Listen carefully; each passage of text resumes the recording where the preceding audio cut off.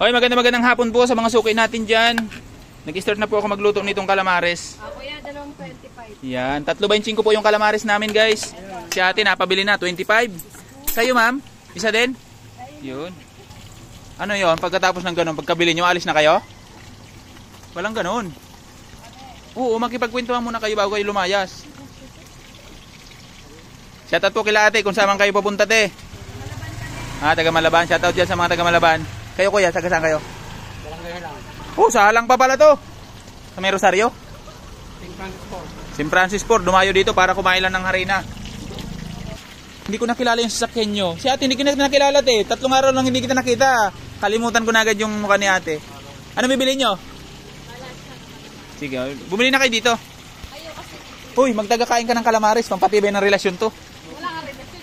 Naku, wala kang jowa. Ay. Bay, anong tingin mo bay? May natira pa tayong proben. Kinuha na lahat ni ate. Nagkajowa pa nga si bay, wala sa oras. Yuhui! Sagot ko, sagot ko na lahat ng pulutan. Napakaganda nung calamares. Ay, oh. Tingnan nyo guys, pag bago ang mantika, napakaganda. Ako minsan lang ako gumamit ng mantika na bago pag nakabidyo. Pero pag yung hindi ako nagbibideo, gaya nung hindi pa ako nagbablog, ang gamit ko laging use oil tulad niya, no? Mga pinaglutuan na. Parang gear oil. Ito yung pinaglutuan natin ng chicken skin, tsaka ng chicken skin lang pala, tsaka ng proben. Di na siya pwede sa calamares kasi kukulay, kaya tinabi natin dyan. Yung mga gustong kumuha ng use oil, punta kayo dito. Marami pa tayong lulutuin, proben at tsaka isaw. Dami pa rin chicken skin. Calamares, meron pa. Ang lalaki ng harina. Maraming salamat. Shout out kay Ate Da. Hindi ka dumadayo dito. Oh. Sarap, golden brown. Salang ulit tayo. Yan, yung mga nagpa-reserve dyan ng calamares ha. Puntahan nyo na dito. Kasi nag-start na po tayo magsalang ng calamares. Kasi kanina umaga, proben, balat, tsaka isaw lang yung sinasalang natin. Dahil mabilis lutuin yung calamares kasi medyo late gawa ng makapal nga yung harina. Kaya medyo matagal siya lutuin. Magsara tayo dito hanggang alas 4 tayo ng hapon. Kasi pag banda may pasok, masarap din samantalahin na maghapon yung tinda natin. Kaysa magpahinga tayo agad ng maaga sa bahay. Dito, kikita pa tayo. Ubusin namin harina guys, isang sako.